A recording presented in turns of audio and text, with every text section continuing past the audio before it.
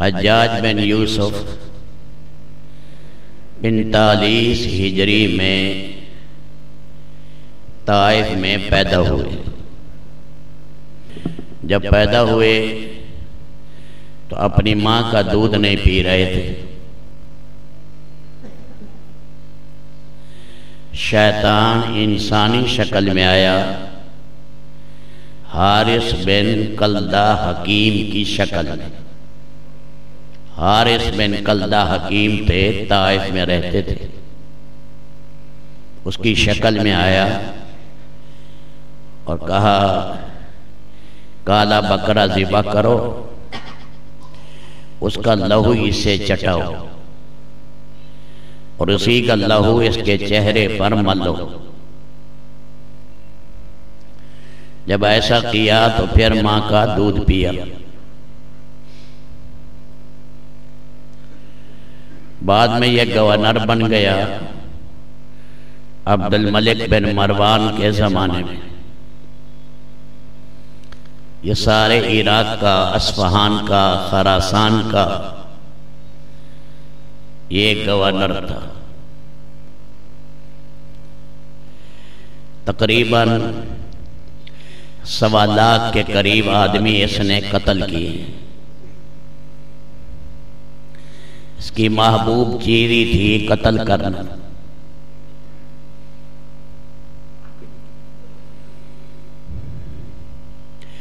آخری قتل جو کیا، پہلے عبداللہ بن زبیر کو بھی شہید کیا منجنیق گاڑی جبل ابی قبیس پر۔ بیت اللہ پر پتھراؤ ہوا، بیت اللہ کے پردے جل گئے، عمارت کمزور ہو گئی اور انہیں شہید کر کے پھانسی پر لٹکایا۔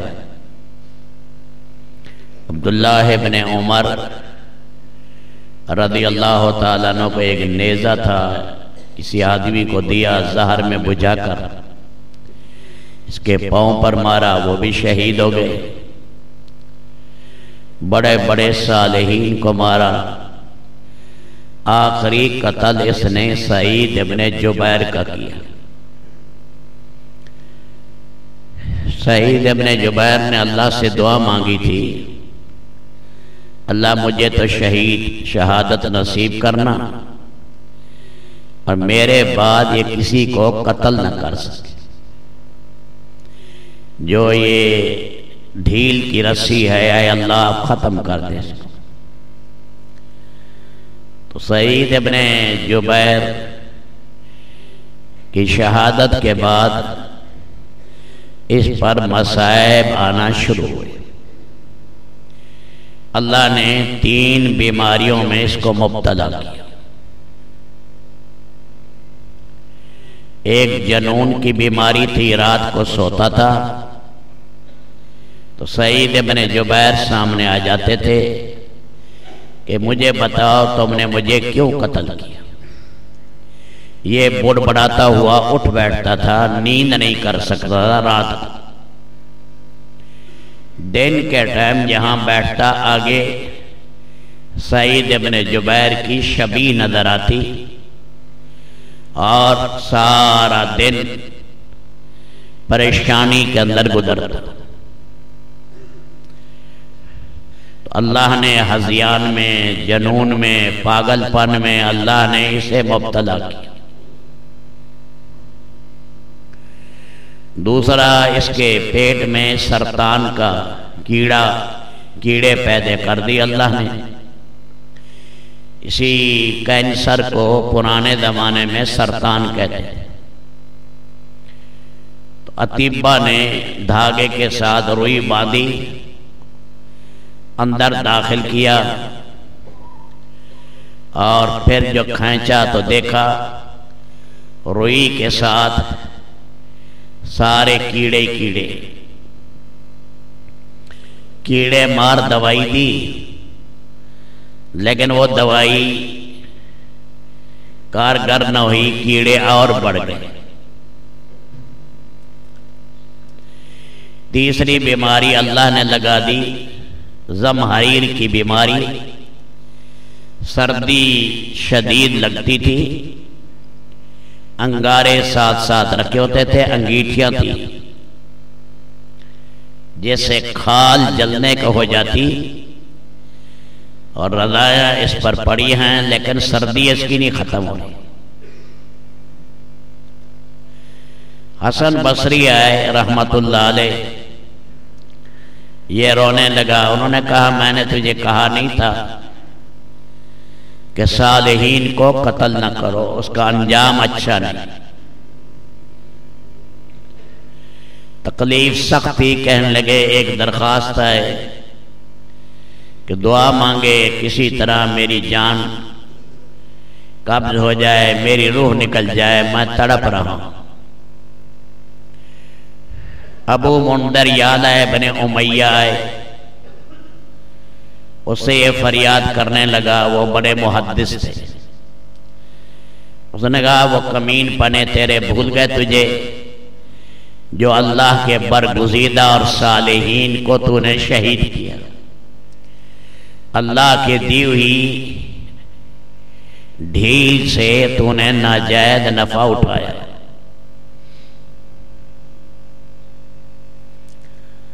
اور اب تیرے لیے رحم کہاں سے آئے جب تو مخلوق خدا پر رحم ہی نہیں کرتا تھا؟ کتنے پاکیزہ درختوں نے جڑ سے اکھاڑ دی اور امت کو استفادے سے محروم رکھا۔ آخر میں اس کی آنکھیں ڈبڈبا رہی تھی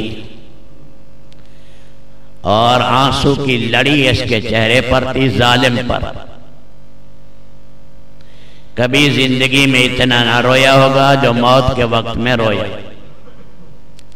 بیماری کے تکلیف کی وجہ سے۔ کہنے لگا لوگ کہتے ہیں تیری بخشش نہیں ہے اللہ، میں تجھ سے بخشش کا امیدوار ہوں۔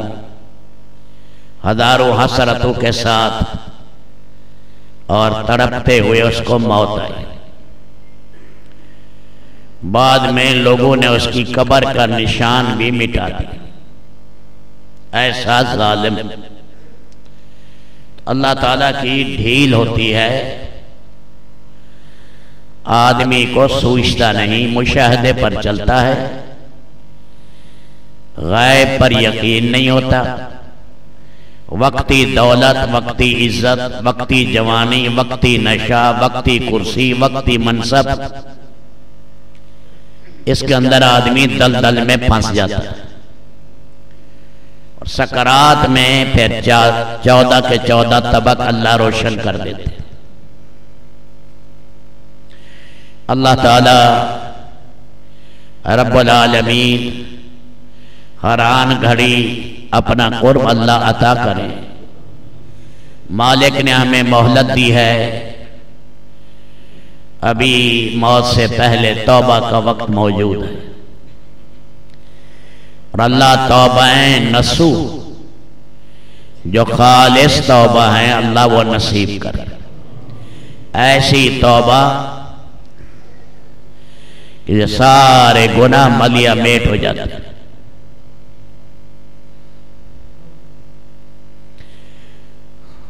تو ہر نماز کے ساتھ آدمی اللہ سے معافی مانگے اور اپنے آپ کو مالک کی نافرمانیوں سے اور رسول اللہ صلی اللہ علیہ وسلم کی زندگی اپنانا اور سنتوں کے خلاف چلنے سے اللہ اپنی امان میں رکھے۔ بیٹا باپ کو کہے یا اماں کو میں بڑا تیرا محب ہوں، بڑا فرما بردار، اور کہنا ایک بھی نہیں مانتا، نہ ماں کا نہ باپ کا، تو فرما بردار ہے یا نہ فرمان ہے؟ ویسے کہہ رہا ہے کہ مجھے محبت ہے تم سے۔ ماں جو بات کہتی ہے پرواہ نہیں کرتا، باپ جو بات کہتا ہے اس کی طرف کوئی توجہ نہیں، یہ عصیان میں شامل ہے، نہ فرمانی میں۔ مجھے نبی سے بڑی محبت ہے اور نبی کی زندگی اپناتا ہی نہیں. مجھے نبی سے بڑی محبت ہے اور سنتوں پر چلتا ہی نہیں، رسومات پر چلتا ہے، بدعات پر چلتا ہے، نبی کی زندگی پیٹھ کے پیچھے ڈال دیتا ہے، پاؤں کے نیچے رونتا ہے. یہ نبی کا محب نہیں ہے، یہ نبی کا دشمن ہے. اس لیے ہم سے اللہ کا مطالبہ ہے کہ صرف اللہ کے نبی کی میلاد نہ مناؤ. میلاد کے معنی پیدائش. ہمیں حکم ہے سیرت اپنانے کی، کہ رسول پاک کی زندگی اپناؤ جس پر اللہ نے صدا کی کامیابیاں رکھی ہیں. وہاں پر نفس پر چھرا چلتا ہے، چھرا. اور پھر آدمی جب سنت پر چلتا ہے سارا ماحول اس کے خلاف ہوتا ہے. جب سنت پر چلے گا اپنے پرائے تانے دے گی، جب سنت پر چلے گا پھر اس کے استقبال نہیں ہوں گے. اس لیے ہم سے مطالبہ ہے نبی کی سیرت اپناؤ. اللہ کے نبی کا اٹھنا بیٹھنا، عبادت، معاملات، معاشرت، سفر حضر میں اللہ کے نبی کے طریقے. تعریف تو کر دی، شادی میں نبی کے طریقے ذبح کر دیے. تعریف کر دی، غمی میں نبی کے طریقے پھینک دیے. عبادات کے قریب نہیں آتا، معاملات ٹھیک کرتا نہیں ہے، حرام چھوڑتا نہیں ہے، کہتا ہے میں نبی کا محب ہوں. کتنی بڑی جھوٹی بات، کتنی بڑی جھوٹی بات ہے. محب جو ہوتا ہے وہ محبوب کی کامل اطاعت کرتا ہے. وہ کہتا ہے میری جان چلی جائے گی میں آپ کے فرمان کو نہیں چھوڑوں.